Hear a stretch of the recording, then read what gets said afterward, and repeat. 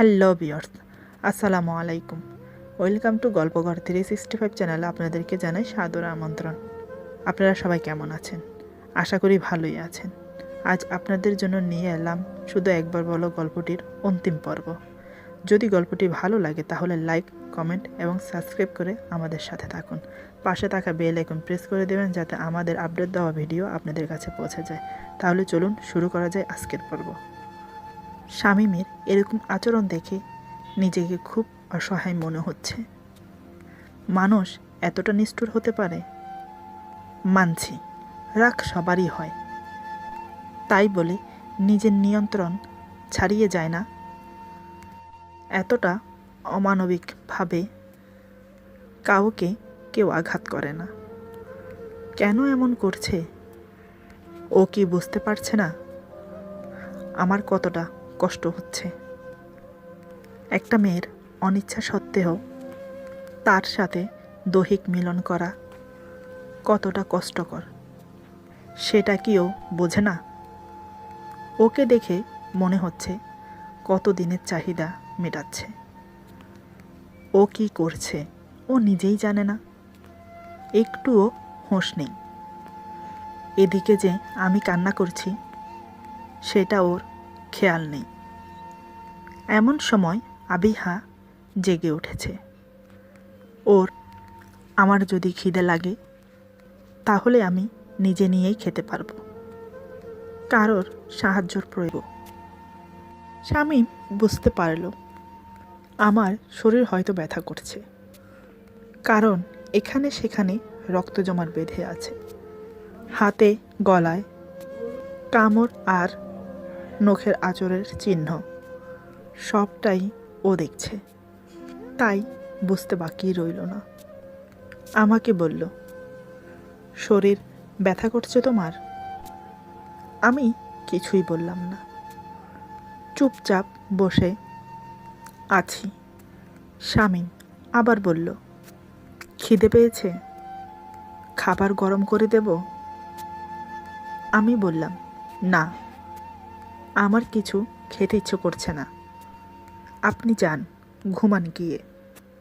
শামীম বলল, তুমি এভাবে বসে থাকলে আমার তো ঘুম আসবে না। তার চেয়ে বরং চলো, খাবার খেয়ে ওষুধ খেয়ে তারপর ঘুমাবো।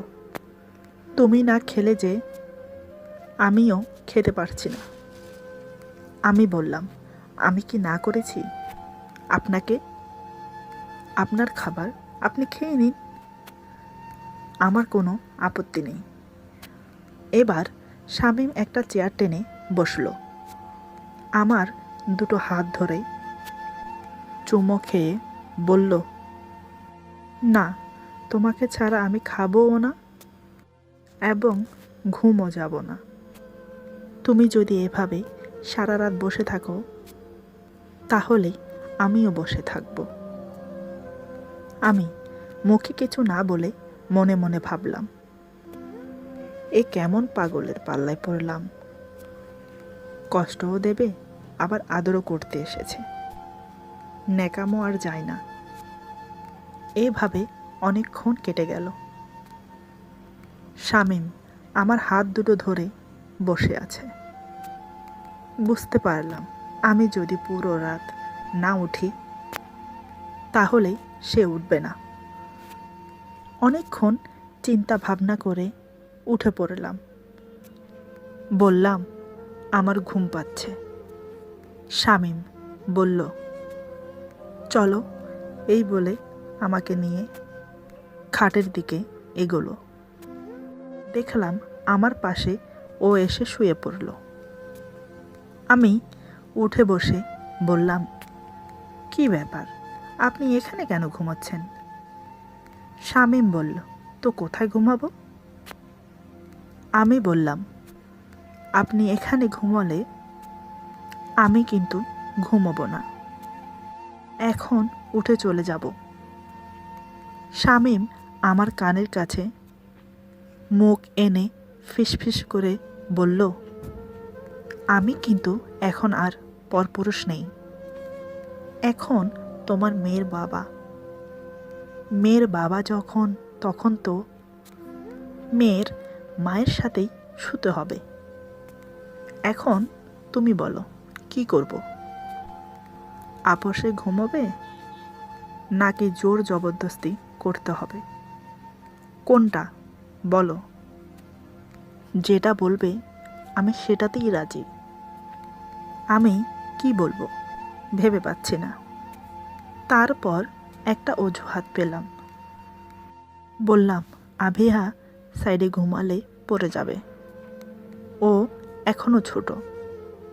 শামীম বলল, বেশ তো, একটা কাজ করি, নিচে না হয় বিছনা করি, তাহলে তো আমার মেয়ে আর পড়ে যাবে না।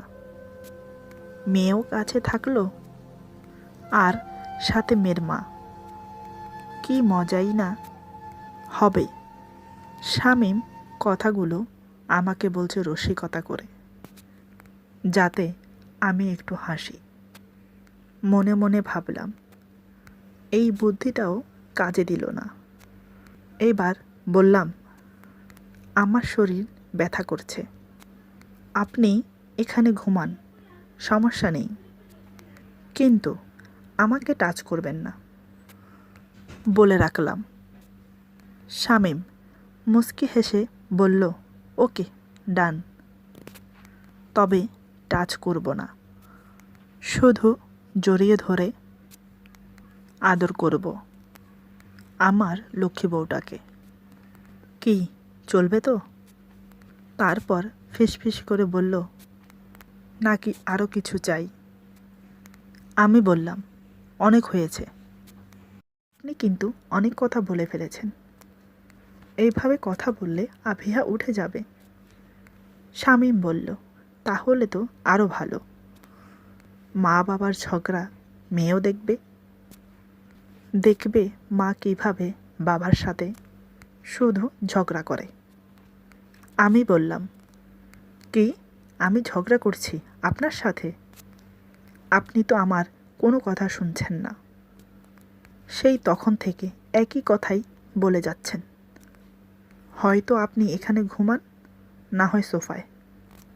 শামীম বলল, তুমি যে কি বলো না, বউ আর মেয়েকে ফেলে কেউ কি সোফায় ঘুমায়? আমি তো ভাই পারবো না, আমার তো বউ মেয়ে দুজনকেই চাই। আর দেখো না বাইরে কি সুন্দর রাত, এই রাতে বউকে আদর করতে খুব মন চাইছে। অভিমান না করে এসো, তোমাকে একটু ভালোবাসা দেই।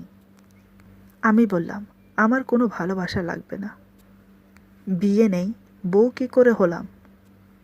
শামীম বলল, বিয়ে তো হবে, তুমি রাজি না হলেও হবে, আর তুমি রাজি হলেও হবে। আমি বললাম, আমি রাজি না হলে কিভাবে করবেন? শামীম এবার উঠে বসল, আমার মুখের সামনে মুখ এনে ফিস ফিস করে বলল, জোর করে তোমাকে যেমন নিয়ে এসেছি এখানে, ঠিক তেমনই জোর করে বিয়ে করব তোমাকে, আমার বউ বানাবো। এমনিতে আমার মেয়ের মা তুমি, বউ হতে আর দোষ কী? আমি বললাম, কথায় আছে না, কয়লা ধুলেও ময়লা যায় না।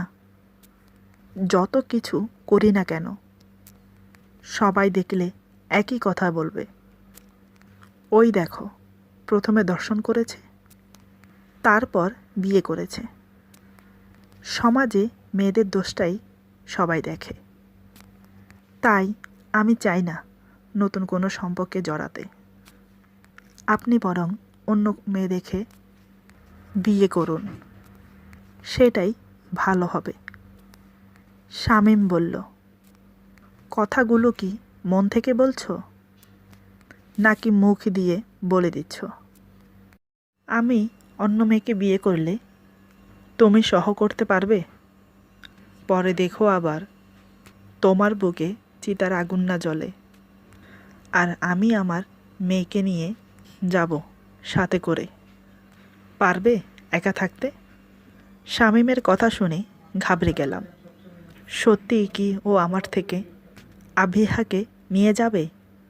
বললাম, আপনি কি আমাকে ব্ল্যাকমেল করছেন? দেখুন, আবিহাকে নিয়ে একদম রসিকতা করবেন না। কি চান আপনি বলুন তো? কেন এমন করছেন? আরেকটা বিয়ে করে নিন না, তাহলে বউ বাচ্চা দুটোই পেয়ে যাবেন। কেন এমন করছেন আমার সাথে? শামীম বলল, আমার মেয়ে থাকতে আমি বললাম, আমার জন্য আপনি কেন মরবেন? আপনার মা বাবার জন্য অন্তত বেঁচে থাকতে হবে। দেখুন, এসব বলে আমার মন গলাতে পারবেন না। রাত অনেকলে এই জীবন রাখার কোনো প্রয়োজন নেই।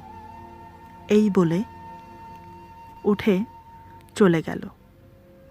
আমিও নিজেকে আর দমিয়ে রাখতে পারলাম না, কারণ ও খুব জেদি ছেলে। কি অঘটন না ঘটিয়ে ফেলে বলা যায় না। পিছে পিছে গিয়ে দেখলাম কিচেনের ড্রয়ার থেকে একটা ছুরি বের করলো। আমি যে বাধা দেব সেটা আর হলো না। সোজা হাতের শিরাতে বসিয়ে এক টান দিল। অমনি হাতটা কেটে গেল। ভাগ্যিস ছুরিতে তেমন ধার ছিল না, অনেক দিনের পুরনো ছুরি। আরও কিছু করতে যাচ্ছিল, এমন সময় আমি বাধা দিলাম। বলছি, চলুন ঘুমাবেন। শামীম বলল, এখান থেকে দাঁড়াও। আমাকে যখন ভালোবাসো না, তাহলে শুধু শুধু আমার কেয়ার তোমাকে করতে হবে না। এই বলে কিচেন থেকে বেরিয়ে রুমে গিয়ে জানালার পাশে বসল। তখনও কিন্তু হাত থেকে ব্লাড ঝরে হসপিটাল নেই। তাই আমি বাধ্য হয়ে বললাম, ভালোবাসি। শামীম বলল, ভালোবাসি মানে? কাকে ভালোবাসো সেটা তো বলো। আমি মাথা নিচু করে বললাম, আমি তোমাকে ভালোবাসি।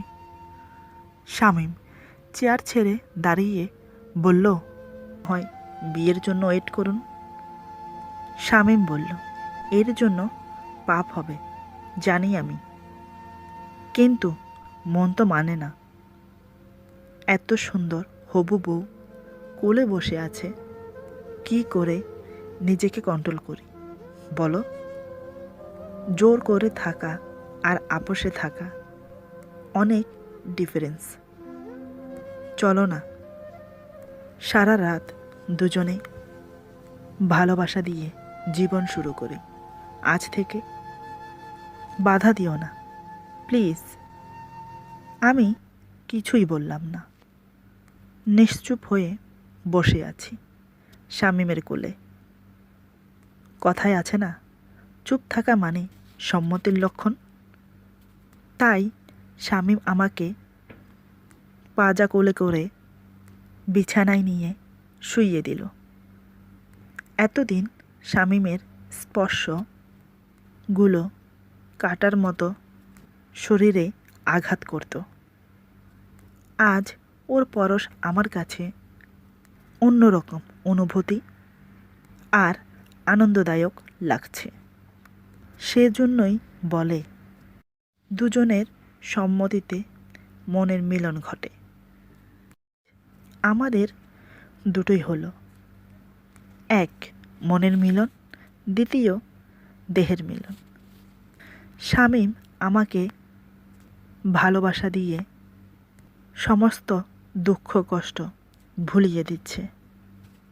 আমিও শামীমকে নিজের মন থেকে ভালোবেসে জড়িয়ে ধরে ভালোবাসা গ্রহণ করছি। তারপর আমার মা বাবা, শামীমের মা বাবা সব কিছু জেনে আর বাধা দিলেন না। ধুমধামের সাথে আমাদের বিয়ে হলো।